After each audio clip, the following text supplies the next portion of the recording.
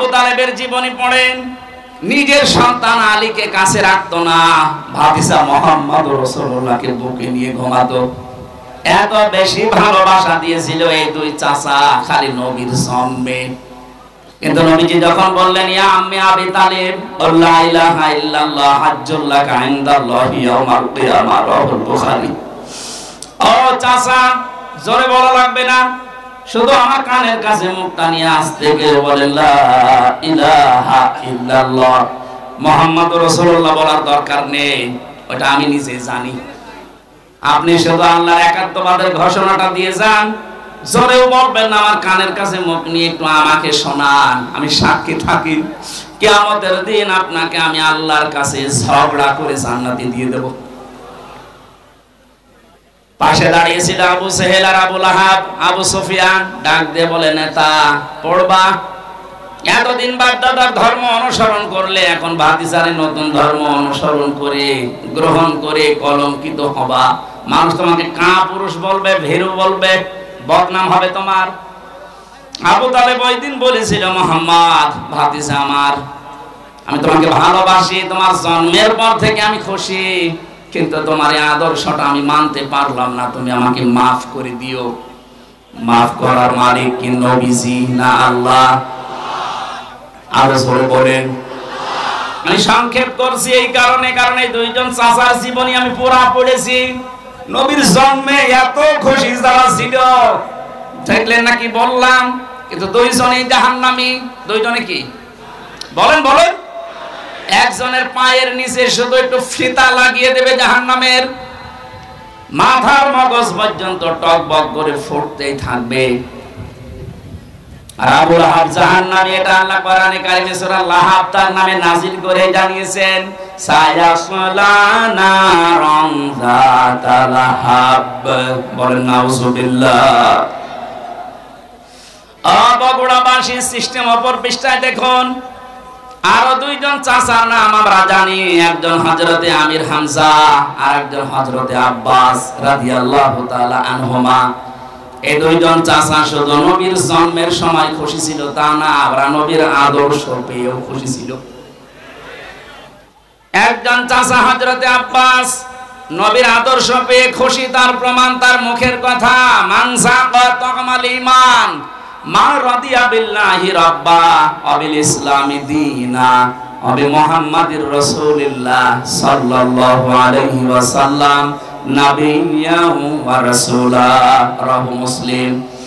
হযরতে আব্বাস বলেন, কেউ যদি ঈমানের স্বাদ পেতে চায়, সে যেন আল্লাহকে রব পেয়ে খুশি থাকে, ইসলামকে জীবন ব্যবস্থা পেয়ে খুশি থাকে, আর মুহাম্মাদুর রাসূলুল্লাহকে নবী এবং রাসূল স্বীকার করে খুশি থাকে।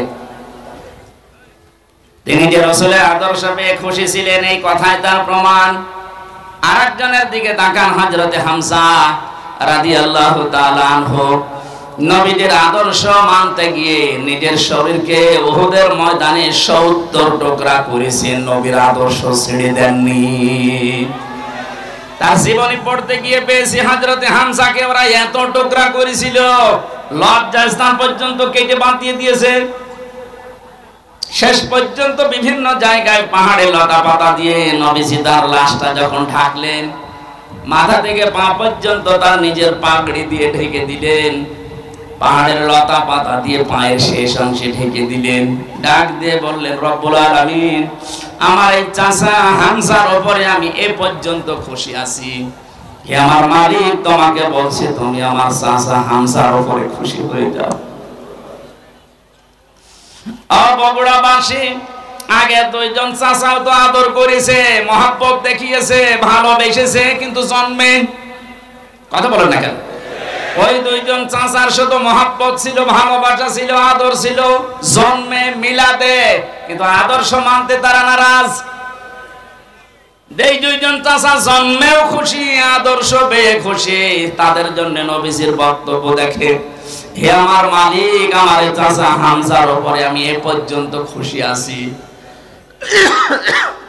তোমাকে বলছি তুমি আমার মালিক হিসাবে আমার চাচার উপরে খুশি হয়ে যাও।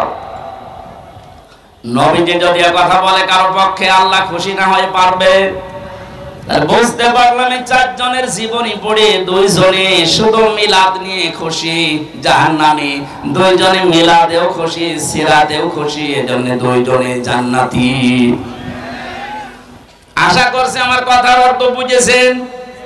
এবার আসেন কেন বিশ্ব নবী মুহাম্মদ রাসূলুল্লাহকে এই পৃথিবীর ময়দানে আদর্শ হিসাবে মেনে নেওয়া লাগবে। আমি 27টা কারণ পেয়েছি কোরআন আর সিরাতের কিতাবে।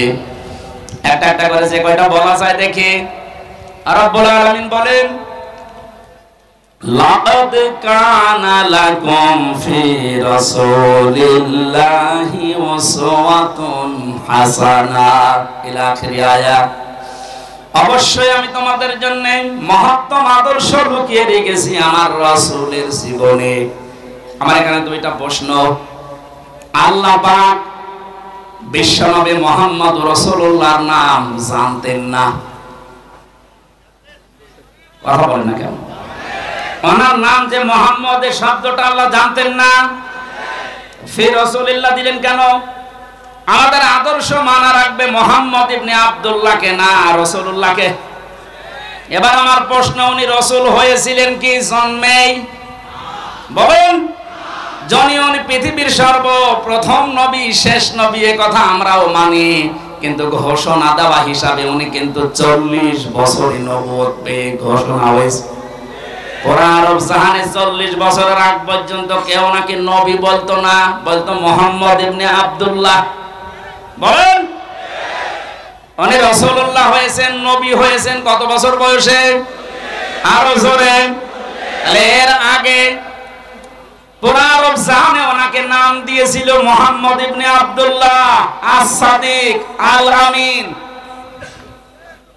আজ বাংলাদেশ সহ বিশ্বের বহু জায়গায় আমরা দেখতে পাচ্ছি অনেকে বলছে আমরা নবীওয়ালা কাজ করি। এই কথাটা প্রতারণা। আপনি করছেন নবীওয়ালা কাজ না, আপনি করছেন মুহাম্মদ ইবনে আব্দুল্লাহর কাজ।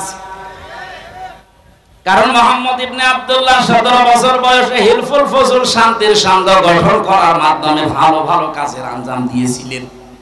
কথা বলেন না কেন? তিনি মানুষকে ভালো কথা শোনাতেন, ভালো কথা বলতেন, মানুষের বিপদে এগিয়ে যেতেন।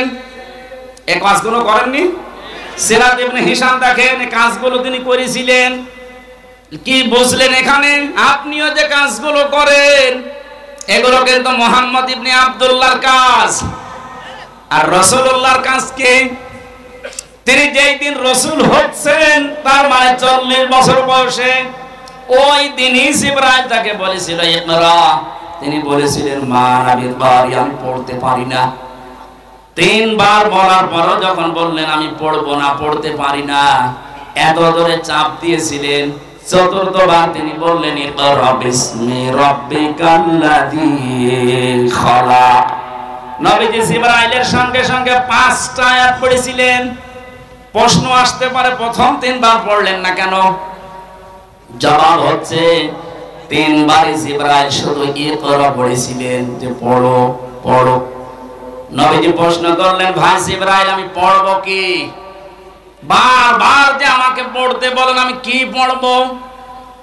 যখনই বলেছে বিসমি রাব্বিকা, রবের নামে পড়ো, তখন আমি আর থামি নাই, আরম্ভ করেছি। কিয়ামত পর্যন্ত আমার উম্মত যারা আসবে তাদেরকে শিক্ষা দিয়ে গেলাম, পড়াশোনা যদি করতে হয় রবের নামে পড়া লাগবে।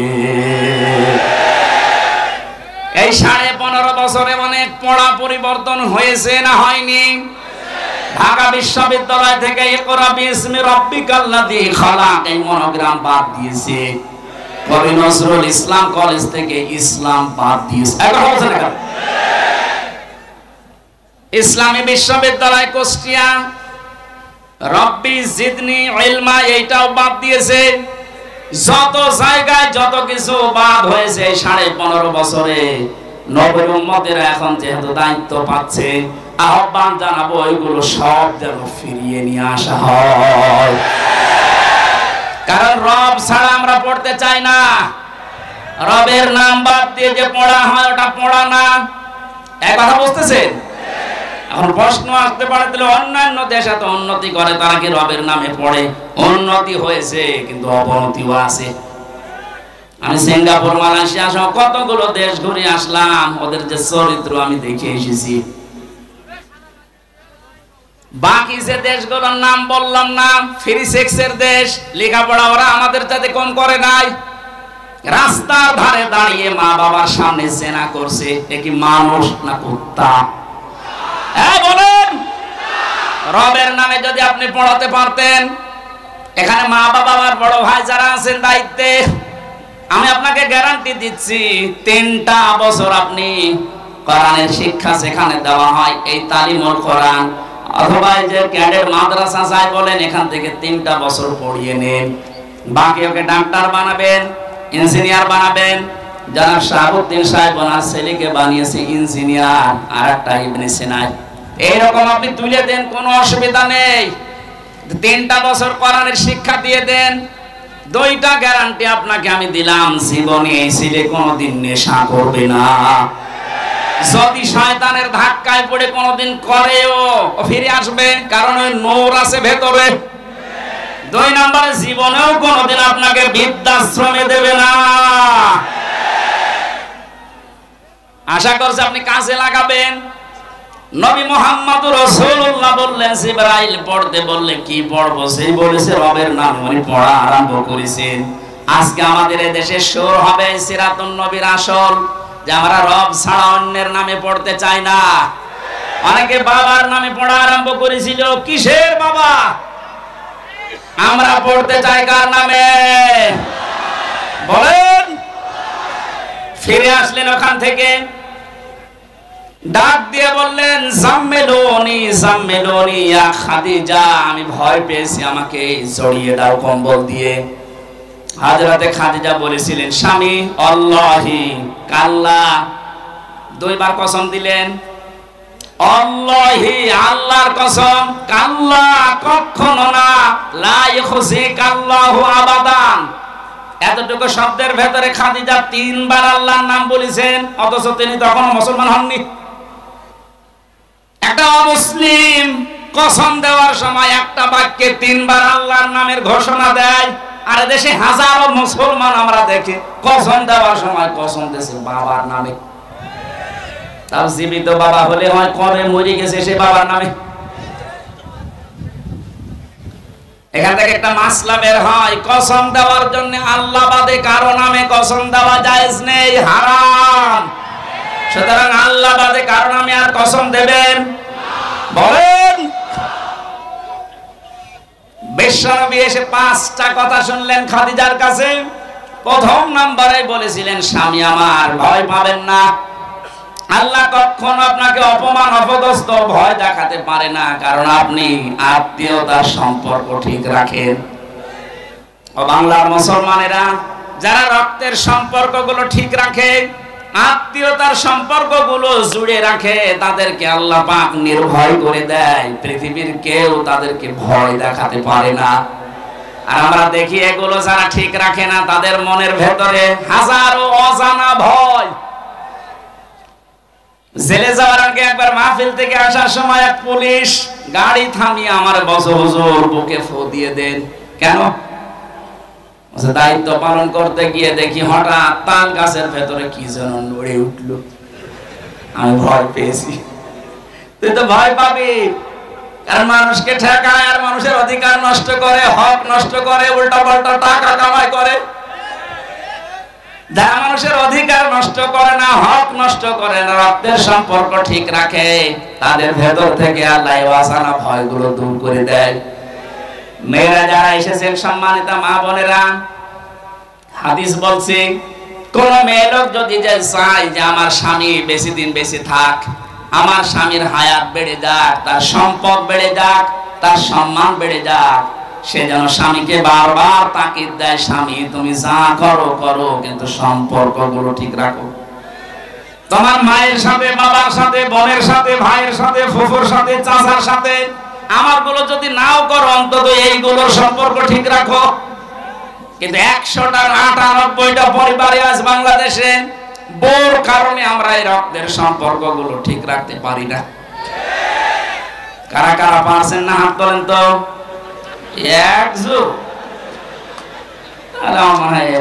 ঠিক হইল না? ঠিক আছে, বাকিগুলো আমরা তো অন্তত ভালো আছি, আমাদের পরিবারের সমস্যা নেই আলহামদুলিল্লাহ। বগুড়ার মা বোনেরা আমাদেরকে ধন্যবাদ। এই একটা লোক একটু সমস্যা আছে, ওরে বের করে দিন। না, আমি শুধু হাসির জন্য বলি নাই, আমি কিন্তু বাস্তব বলছি। হাজারো পরিবারে আজ স্ত্রীর কারণে নিজের মা বাবার সাথে আমরা সম্পর্ক নষ্ট করে ফেলি। আমার বোনের সাথে সম্পর্ক আমার রক্তের, কিসের বলেন? এখন যে জল্লাদ আছে কেন্দ্রীয় কারাগারে, এর নাম আছে ইলিয়াস। এই লোকটা ফাঁসি হয়েছে বউ মারার কারণে, বউ হত্যা করেছে, এই কারণে ফাঁসি, এখনো যাবজ্জীবতে আছে। এখন 22 বছর জেল খাটা লাগবে, এখন ফাঁসি দেয় মানুষকে। ও একদিন এসে বলছিল, হামজা ভাই আমার জীবনের এই কাহিনী। 17 বছর ছিল সৌদি আরবে, বিয়ে করার পর 35 না 36 বছর বয়সে বিয়ে করেছে। কয়েক বছর যেতেই বর সাথে আর মার সাথে কোনো মিল নেই।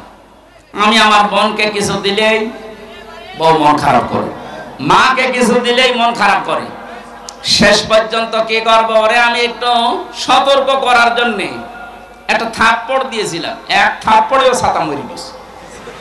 এখন আমার এই যে জেল, 22টা বছর জেলে থাকা লাগবে। 30 বছর জেল হয়েছিল, আমি কাজকর্ম করি, এই কারণে আমার 22 বছর।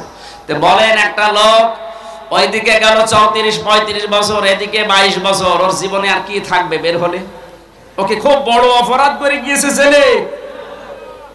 এই পারিবারিক জীবনের একটা ঠুনকো বিষয় নিয়ে এদের সম্মানিত মা বোনেরা যারা বিভিন্ন জায়গায় বসে শুনছেন, আপনি মনে করেন নামাজ পড়া, রোজা রাখা, কালো বোরকা পরে আমি বগুড়ায় ঘুরি, আমি জান্নাত যাব না? মানে জান্নাত আপনার কারণে আপনার এই স্বামী তার মা বাবার সাথে, তার বোনের সাথে, ভাইয়ের সাথে সম্পর্ক ঠিক রাখতে পারে না। আমি কি বেশি বলে ফেললাম? এই বগুড়ায় মনে হয় এখনো শুরু হয়নি, এগুলো কুষ্টিয়া চলছে। আশা করছি মা বোনেরা খাদিজার মতো আচরণ করবে, বলেন আমিন। তিনি বললেন 5টা কথা, ওখান থেকে নিয়ে গেলেন, বলেন চলেন আমার ভাই ওরাকা ইবনে নওফেল আছে, চাচাতো ভাই ওরাকা ইবনে নওফেল তাওরাতের ইনজিলের পণ্ডিত ছিলেন। তিনি নবীজির এই কথাগুলো শুনে বললেন, মুহাম্মদ সুসংবাদ, ওয়েলকাম তোমাকে, কারণ এর আগে মুসা নবী, ঈসা নবীর কাছে এই ফেরেশতা এসেছিল, ভয় পাবেন না আপনি। কিন্তু আমার আশঙ্কা হচ্ছে, আমি কিতাব পড়ে যেটা দেখতে পেয়েছি, আপনাকে আল্লাহ যেটা দিলেন, আপনি এখন নবী রাসূল। এই নবী রাসূল যারাই হয়েছিল, মুসা নবী, হযরত ঈসা নবী, তারা রাসূল ছিলেন, কিতাব পেয়েছিলেন, জিবরাইল এসেছিল। এজন্য এলাকার মানুষেরা তাকে এলাকায়ও থাকতে দেয়নি, হত্যা করার জন্য চেষ্টা চালিয়েছে। আপনার কপালে এইটাই আসবে, জাতির লোকেরা আপনাকে শেষ পর্যন্ত দেশ থেকে তাড়িয়ে দেবে। আমি যদি ওই সময় বেঁচে থাকি, আমি তোমাকে সাহায্য করব। ও বগুড়াবাসী যারা বলেন নবীওয়ালা কাজ করি, নবী তো নবী 40 বছর হওয়ার পরে কাজ শুরু করেছিলেন। কাজ শুরু করার পরে তার প্রথম ঘোষণা যে আপনি দেশে থাকতে পারবেন না। 82 বার নবীকে হত্যা করার জন্য টার্গেট নিয়েছিল ইহুদিরা। সুতরাং নবীওয়ালা কাজ এই পৃথিবীতে তারা করছে যারা 24 ঘন্টা নবীর মতো আতঙ্কে থাকে, আর যাদের কোনো চিন্তা নেই, দুশ্চিন্তা গোফর্তি করছে, এ মানুষগুলো নবীওয়ালা কাজ না। এদের মোহাম্মদ ইবনে আব্দুল্লাহর কাজ হচ্ছে নবীওয়ালা কাজ করতে হলে অবশ্যই 40 থেকে 63 এই 23 বছর অনুসরণ করা লাগবে। কথা বলে না কেন? এবার আসেন কেন করা লাগবে। 1 নম্বরে বিশ্ব নবীকে উসওয়াতুন হাসানা, এই শব্দটা আল্লাহ এমনি দেয়নি, দুনিয়ার কারো নামের আগে পরে শব্দটা আপনি দেখবেন না। ইব্রাহিম নবীর নামের আগে পরে আছে, সেটা আলাদা বিষয়, কিন্তু মুহাম্মদ রাসূলুল্লাহকে দিয়েছেন আল্লাহ। আমি 27টা কারণ বলছি। 1 নম্বরে বিশ্ব নবী মুহাম্মদ রাসূলুল্লাহ জীবনী আমাদের কাছে পরিষ্কার, এই কারণেই তিনি একমাত্র আদর্শ। দুনিয়ায় যার অনুসরণ আপনি করেন, কেউ বুকে হাত দিয়ে বলতে পারবেন না যে দেশে বঙ্গবন্ধু, জিয়াউর রহমান, মতিয়ার রহমান নিজামী, চারমোনাই পীর, যারা জয় দলে আছেন, কেউ গ্যারান্টি দিতে পারবেন না যে আমার নেতার চরিত্র 100% পরিষ্কার। পারবেন না। অথচ নবীজি নিজে জানিয়েছিলেন, আমার স্ত্রীরা, হে আমার সাথীরা, হে আমার সাহাবীরা, দিনের আলোতে রাতের আধারে আমার ভেতরে যা দোষটি দেখতে পাও সব খুলে খুলে মানুষকে বলে দাও। এটা বলার মতো মানুষে পৃথিবীতে আমরা কাউকে পাইনি। কারো জীবনই আমাদের কাছে পরিষ্কারও না। কারণ সে ছোটবেলায় কি করেছে, কার মুরগি চুরি করেছে, কার কাঁঠাল চুরি করেছে আমরা জানি না। কথা বলে না কেন? অথচ তার 63 বছরের জীবনে আপনি একটা কলম লাগাবেন, সে জায়গাও পাবেন না। কি সুন্দর কথা আল্লাহ তার নামে দিয়েছেন, খুলুকিন আযীম। আযীম শব্দটা বিশাল শব্দ। আল্লাহ বলেন এই নামটা আমি শুধু মুহাম্মদুর রাসূলুল্লাহর চরিত্রে ব্যবহার করেছি। হ্যাঁ, ইসমাইল নবীকে আমি একটা নাম দিয়েছিলাম, আমার নাম গোলামিন হালিম, আমার সহনশীল বান্দা। ইসহাক নবীকে আমি একটা নাম দিয়েছিলাম গোলামিন আলিম, আমার জ্ঞানী বান্দা। মুহাম্মদুর রাসূলুল্লাহকে যে নাম দিয়েছি এটা খুলুকিন আযীম, আমার মহান চরিত্রের বান্দা। কিয়ামত পর্যন্ত মানুষ কুল কিনারা পাবে না এর আদর্শ অনুসরণ করে। জোরে বলেন আল্লাহু আকবার। আমি যে কথাটা এ পর্যন্ত নিয়ে আসতে চাই, দুনিয়ায় কারো জীবনী আমাদের কাছে যেহেতু পরিষ্কার না, পরিচ্ছন্ন না, এজন্য একমাত্র আদর্শ আমরা কাউকে মানি না। আমরা মানি মাত্র মুহাম্মাদুর রাসূলুল্লাহ সাল্লাল্লাহু আলাইহি ওয়াসাল্লামকে। দ্বিতীয় নম্বরে আমি পেয়েছি বিশ্বনবী আমাদের একমাত্র আদর্শ হওয়ার কারণে পৃথিবীর যত সম্পদ আল্লাহ দিয়েছেন তিনি ছিলেন শ্রেষ্ঠ সম্পদ। কি ছিলেন? সূরা ইউনূসের 58 নম্বর আয়াতে আল্লাহ তাআলা ঘোষণা দিয়েছেন, এই পৃথিবীতে যত নিয়ামত আমি তোমাদের জন্য দিয়েছি সর্বোত্তম সর্বশ্রেষ্ঠ সম্পদের নাম হচ্ছে মুহাম্মদুর রাসূলুল্লাহ। ফাবিযালিকা ফালিয়াফরাহু হুয়া খায়রুম মিম্মা ইয়াজমাউন। সুতরাং তোমরা যদি আনন্দ করতে চাও কারো আদর্শ পেয়ে, মুহাম্মদুর রাসূলুল্লাহর আদর্শ পেয়ে আনন্দ করো। দুনিয়ার শ্রেষ্ঠ সম্পদ এটা। জোরে বলেন আল্লাহু আকবার। 3 নম্বরে বেশি তিনি গোটা পৃথিবীর জন্য ছিলেন রহমত। যেখানে গিয়েছেন সেই জায়গা রহমতে ভরে গেছে। ওমা আরসালনাকা ইল্লা রাহমাতাল লিল আলামিন। আর রাহিকুল মাকতুবের ভেতরে আয়াতের ব্যাখ্যা পড়তে গিয়ে আমি পেয়েছি খাদিজাতুল কুবরা হযরত হালিমাতুস সাদিয়া বলেন, আমি যেখান থেকে কোলে নিয়েছি ওই জায়গা থেকে 6টা বছর আমি তাকে লালন পালন করেছি, কোনদিন অভাব কারে বলে আমি চোখে দেখি নাই। জোরে বলেন সুবহানাল্লাহ। 4 নম্বরে তিনি আমাদের আদর্শ, এটাই আমার আসল পয়েন্ট। এই পৃথিবীতে একজন মানুষকে শুধু অনুসরণ করলে, অনুকরণ করলে জীবনের গুনাহ মাফ হয়ে যায়, তিনি মুহাম্মাদুর। পৃথিবীর কোন মানুষকে অনুসরণ করলে জীবনের গুনাহ মাফ হয় আমি কোরআনে পাইনি, শুধু একটা মানুষ। কুল ইন কুনতুম তুহিব্বুনাল্লাহা ফাত্তাবিউনি ইউহিব্বুকুমুল্লাহ ওয়া ইয়াগফির লাকুম যুনুবাকুম আল্লাহু গফুরুর রহিম। 5 নম্বরে পেয়েছি তিনি আমাদের জন্য আলো বা লাইট। আলো লাইট নিয়ে মানুষ যেমন চলতে ফিরতে সহজ হয়, বিশ্ব নবীর আদর্শ কারো কাছে থাকলে তার জীবন চলা আমার আল্লাহ সহজ করে দেয়। قد جاءكم من الله نور وكتاب مبين বলেন আল্লাহু আকবার। 6 নম্বরে পেয়েছি তিনি শুধুমাত্র আমাদের নেতা না, আদর্শ না, তিনি রাসূলদের নবীদের নেতা ছিলেন। আল্লাহ সূরা ইয়াসিনের ভেতরে দিয়েছেন ইন্নাকা লামিনাল মুরসালিন। জোরে বলেন আল্লাহু আকবার। 7 নম্বরে তিনি উন্নত চরিত্রের অধিকারী ছিলেন পৃথিবীতে। 8 নম্বরে তার বক্ষ ছিল উন্মুক্ত। নবীর উম্মত বলে আজ আমরা যারা দাবি করছে, অনেকের মন সংকীর্ণ। এটা একটু ভালো করে শুনুন। আল্লাহ বলে আলাম নাশরাহ লাকা সাদরাক, হে নবী আপনার সিনাকে আমি উন্মুক্ত করে দেইনি, আপনার বুককে প্রসারিত করি নাই। বাংলাদেশের এখন যে অবস্থা, এখন এই আয়াতটা মেনে নেওয়া আমাদের 100 দরকার। আজ আমাদের অনেকের মন সংকীর্ণ, ন্যারো মাইন্ডের আমরা না, বুক উন্মুক্ত করা লাগবে।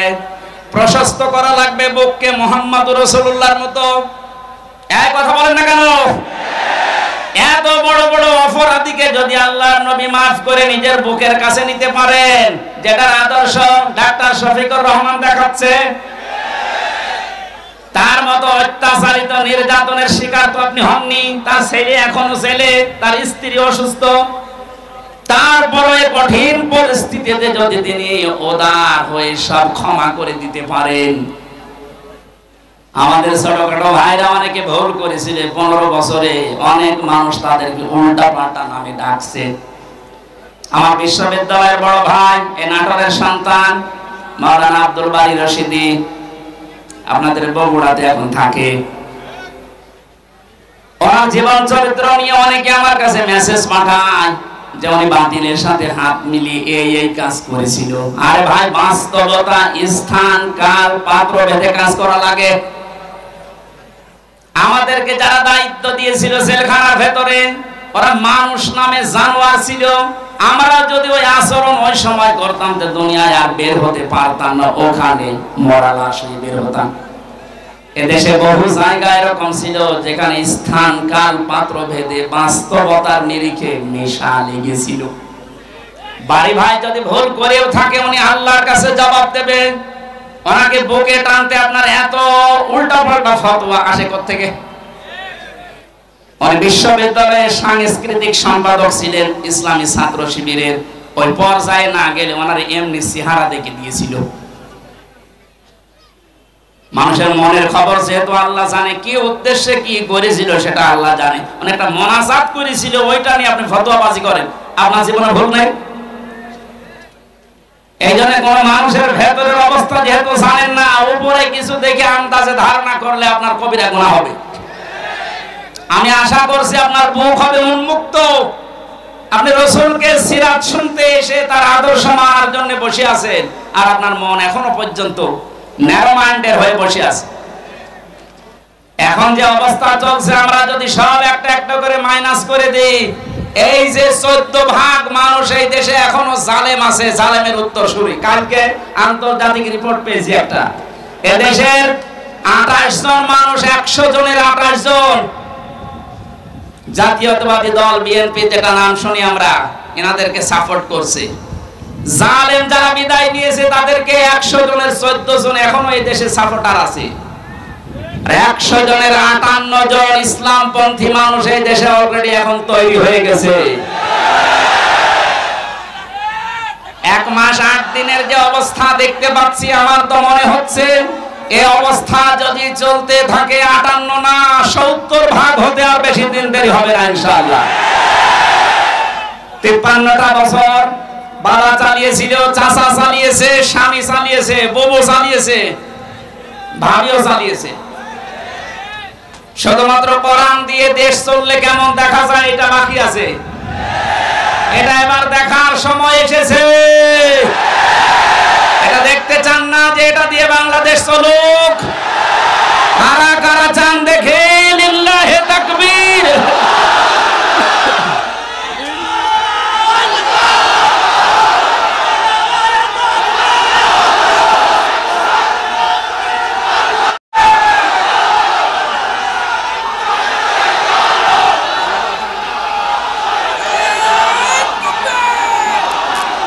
সম্মানিত ভাইরা, আমি যতগুলো নোট করেছিলাম, এত কয়েক ঘন্টা লাগার কথা, 27টা কেবল চলছে, 7টা। এখন পুরাটা বলতে গেলে আপনাদের এখন মাগরিবের আজান হবে। এরপর আজকে আমার সিরাজগঞ্জে মাহফিল আছে এশার পরে। এই মাহফিলটা আসলে আব্দুল বজলুর রশিদ মিয়া আমার চাচা জোর করে নিয়েছে। আমার যেহেতু মাহফিল আজকে 2টা ছিল, আর আমি পারছি না, কারণ ভেতরে থেকে যা খাওয়িয়েছে ওরা, আমিও পারি না, আপনারাও ছাড়েন না, আল্লাহু আকবার, এরকম হয়ে যাচ্ছে। আমার একটু বাঁচিয়ে রাখেন, যে গরু দিয়ে চাষ করে খাবেন, গরু যদি মরে যায় অন্তত আমার একটু ছাড় দেন। আমি পুরাটা শেষ করতে পারলাম না। আগামীতে কোনো জায়গায় আব্দুল বারী রশিদি, আব্দুল সালাম যুক্তিবাদী, এদের মাধ্যমে কয়েকটা মাহফিল নিয়েছে আপনাদের আশপাশে। যেখানে আসবো ইনশাল্লাহ ওখানে একটু আগে আগে তুলে দেবেন, কথা বলবো। আজকের মতো মাফ চেয়ে বিদায় দিচ্ছি। সভাপতি সাহেব একটু সালাম দেবেন, এরপরে মোনাজাত করে আমরা বিদায় নিই। সালাম। আরম্ভ হয়ে গেছে। কি করছেন? আমার ব্যাপারটা কি করি? দাঁড়ান শেষ হোক এটা। আচ্ছা আচ্ছা।